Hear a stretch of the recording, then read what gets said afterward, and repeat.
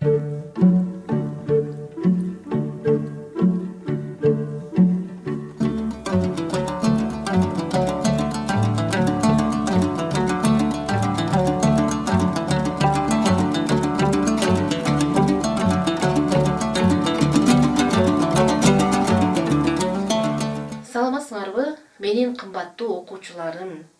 Онлайн сабагыбызды баштайлы. Маанайларыңар жакшыбы, балдар?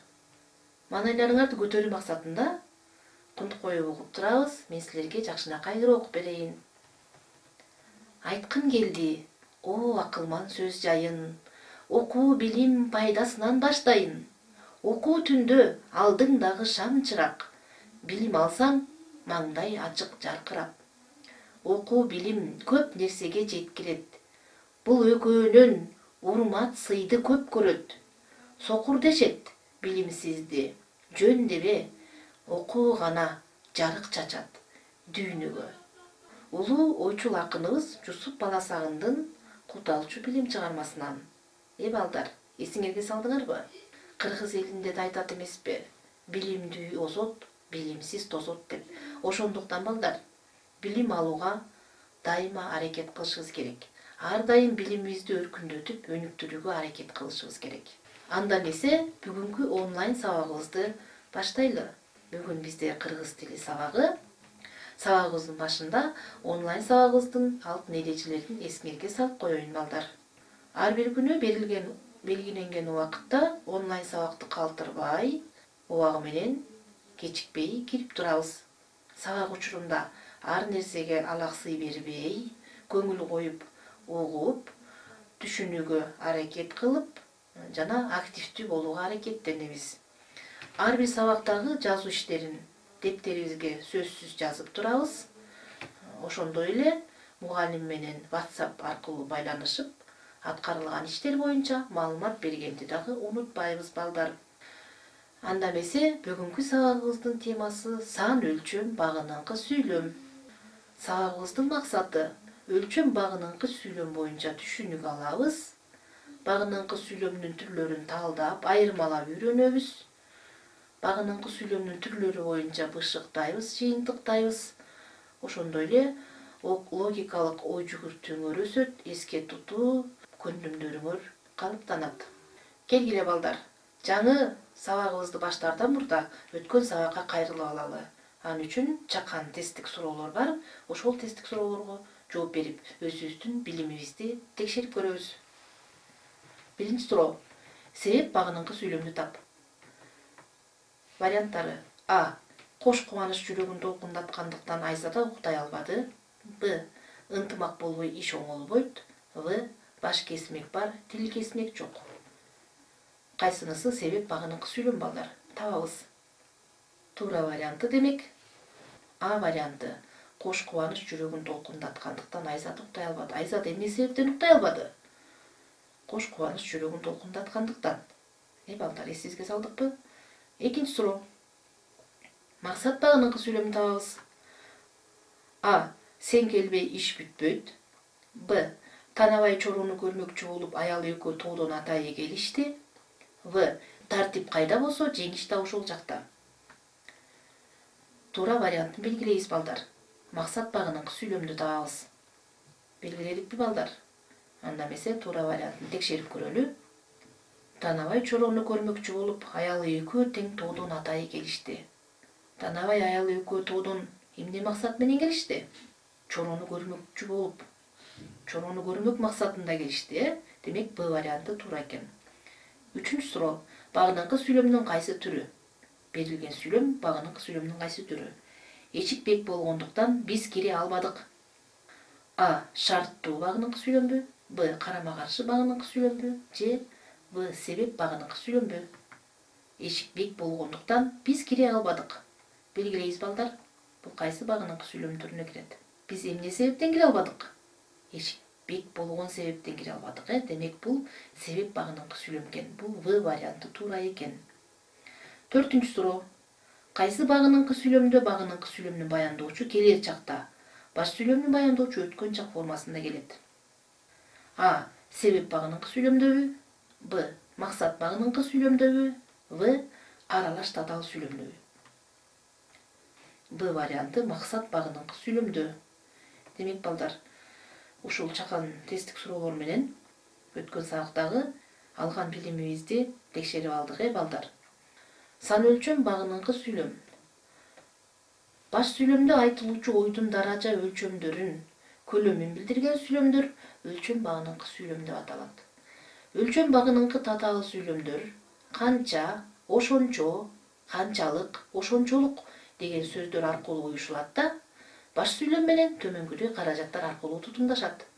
Биринчиси, өлчөм багыныңкы татаал сүйлөмдүн тутумунда канча, ошончо, канчалык, ошончолук деген сөздөр катышып, баш жана багыныңкы сүйлөмдөр өз ара шарттуу ыңгайдын са мүчөсү аркылуу байланышат. Мисалы үчүн, адамдын өткөн күндөрү канчалык тар болсо, келечеги ошончолук кең болот. Бул сүйлөмдү өзүңөр байкап аткандай, багыныңкы сүйлөм тутумунда канчалык анан ошончолук деген сөздөр катышып жатат. Ошондой эле багыныңкы сүйлөмдөр бул жерде шарттуу ыңгайдын са мүчөсү аркылуу байланышып атат.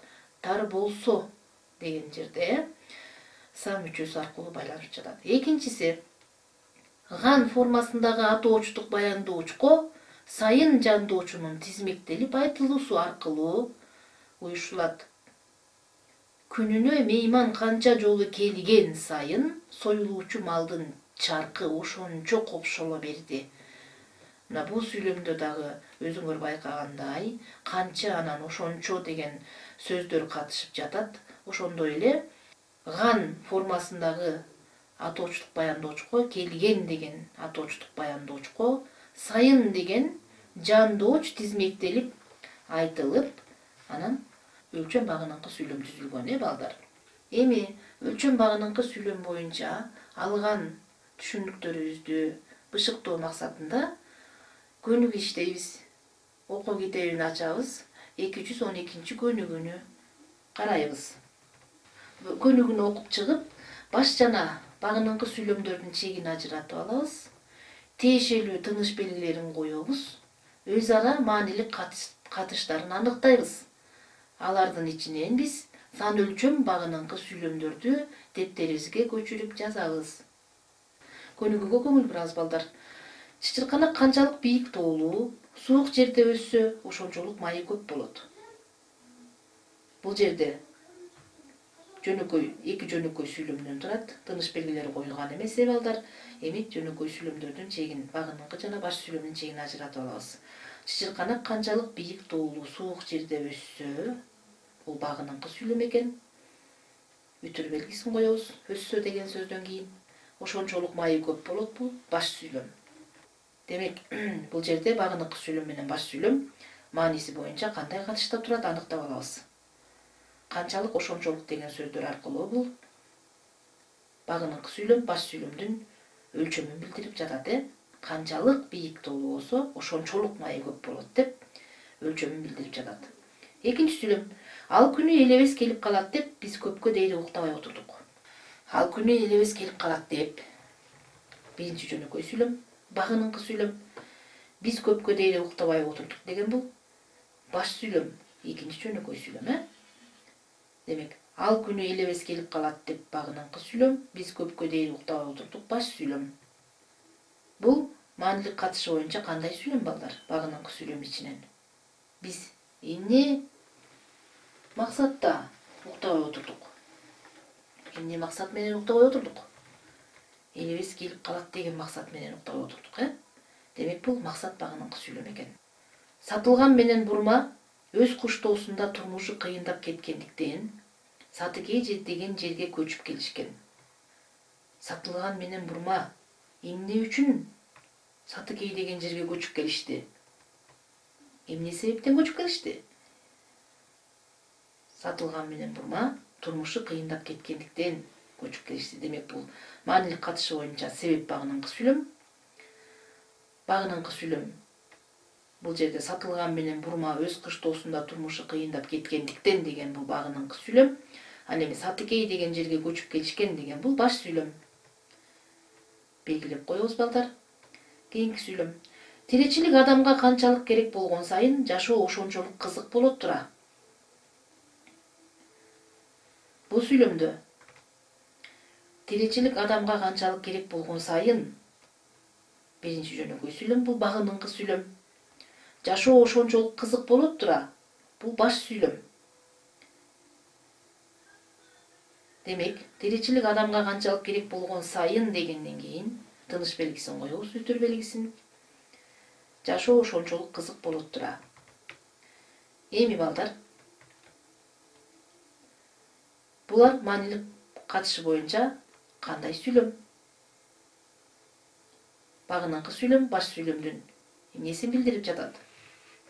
Багыныңкы сүйлөм бул жерде баш сүйлөмдүн өлчөмүн билдирип турат, балдар. Канчалык, ошончолук деп көрүп атасыңарбы? Адамга канчалык керек болсо, ошончолук кызык болот тура. Анан ган формасындагы атоочтук баяндоочко сайын деген жанагы жандооч тизмектелип айтылып уюшулган бул жерде. Демек, өлчөм багыныңкы сүйлөм. Мына ушул сүйлөмдү жазабыз дептерибизге. Кийинкиси, апрель айынын ортосу болуп калганына карабастан, айыл ичинде ала телек кар бар.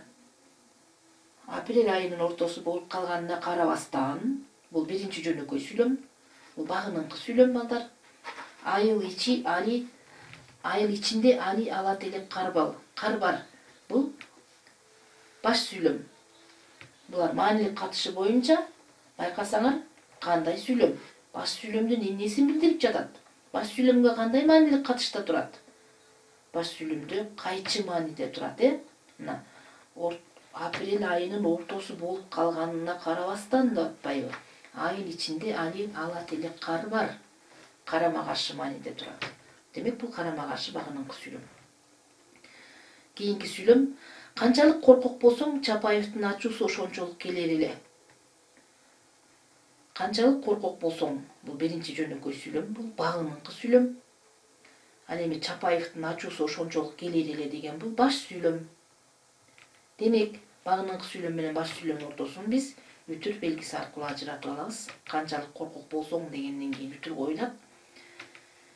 Андан кийин баш сүйлөм кетет. Чапаевдин ачуусу ошончолук келер эле.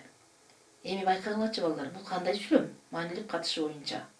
Бул маанилик катышы боюнча баш сүйлөмдүн, багыныңкы сүйлөм баш сүйлөмдүн дагы эле өлчөмүн көрсөтүп атат, Ошондой эле канчалык, ошончолук деген сөздөр колдонулуп жатат. Кийинки сүйлөм, роза гүлү кандай болсо, бул келин да ошондой. Бул сүйлөмдө биринчи роза гүлү кандай болсо деген биринчи жөнөкөй сүйлөм, бул багыныңкы сүйлөм. Ал эми бул келин да ошондой деген бул баш сүйлөм. Мында дагы багыныңкы сүйлөм менен баш сүйлөмдүн ортосунда үтүр белгисин коебуз. Эми маанилик катышы боюнча бул кандай сүйлөм? Байкагылачы балдар. Роза гүлү кандай болсо, бул келин да ошондой. Кандай мааниде айтылып атат? Өлчөмүн билдирип атабы, ордун билдирип атабы?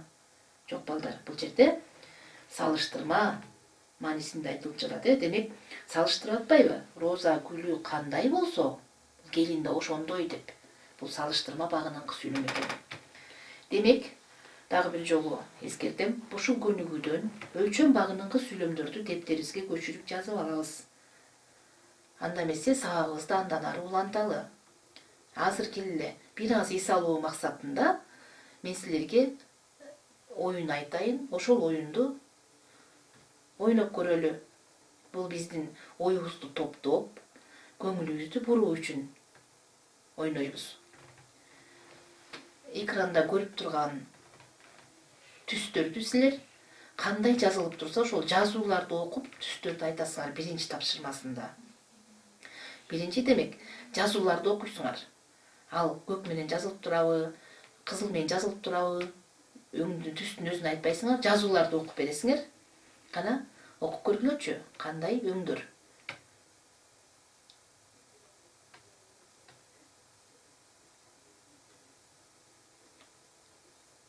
Окуп бүттүңөрбү балдар? Жазууларды. Эми бул жазууга көңүл бурбастан түстөрдү айтабыз. Жазууну окубайбыз. Кандай түс экенин айтабыз.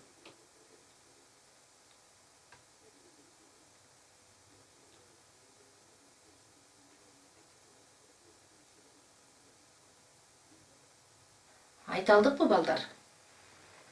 Азаматтар оюбузду топтоп, көңүлүбүздү буруу максатында ойнотулат. Ойноп жүрсөңөр силерге зыяны тийбейт эч качан. Анда эмесе сабагыбызды андан ары уланталы. Ушуну менен балдар багыныңкы сүйлөмдүн 9 түрүнүн баары менен таанышып үйрөндүңөр. Келгиле балдар, азыр багыныңкы сүйлөмдүн түрлөрү боюнча дагы бир жолу бышыктап алалы. Азыр берилген сүйлөмдөрдөн алгач баш сүйлөмдөрдү жана багыныңкы сүйлөмдөрдү белгилеп алабыз. Андан кийин баш сүйлөм менен багыныңкы сүйлөм маанилик катышы боюнча кандай сүйлөм, багыныңкы сүйлөмдүн кайсы түрүнө кирерин белгилеп алабыз. Ошондой эле ал багыныңкы сүйлөм баш сүйлөм менен кандай грамматикалык каражаттар менен уюшулгандыгын, байланышып тургандыгын белгилейбиз. Ошондуктан балдар азыркы бышыктоо учуруна жакшырап көңүл коюп үйрөнүп алгыла. Апасы базардан келгенче Алия үй жумуштарын бүтүрүп койду.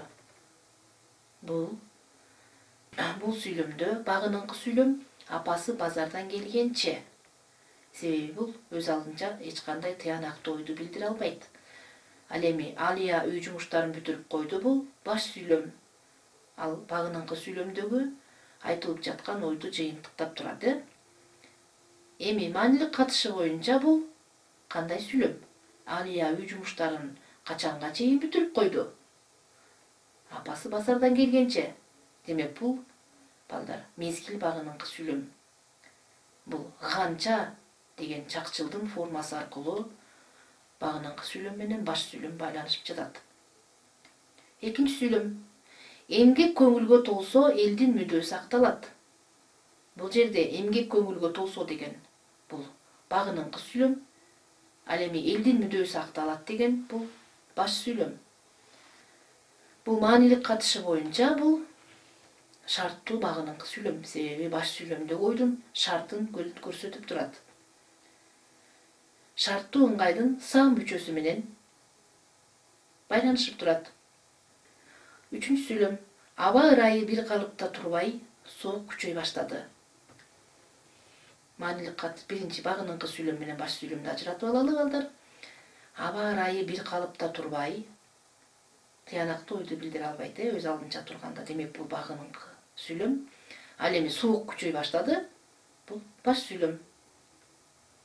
Маанилик катышы боюнча бул соок эмне үчүн күчөй баштады? Эмне себептен күчөй баштады? Же болбосо, аба ырайы бир калыпта турбаган себептен.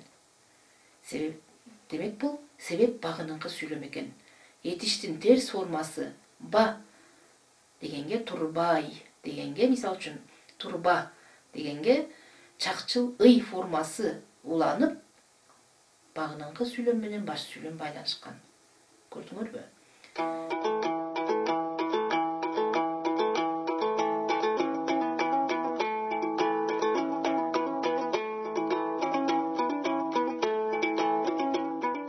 Бардыңарга түшүнүктүү болду го дейм, эсибизге салып, багыныңкы сүйлөмдүн түрлөрү боюнча бышыктап алдыкпы балдар? Анда эмесе бүгүнкү сабагыбызды аяктап жатып, мен силерге үй тапшырма бере кетейин. Үйгө тапшырма балдар 214 көнүгүүнү көчүрүп жазабыз. Баш жана багыныңкы сүйлөмдөрдү белгилеп, баш жана багыныңкы сүйлөмдөр кандай маанилик катышта тургандыгын аныктап, аларды уюштуруучу каражаттарды белгилейбиз.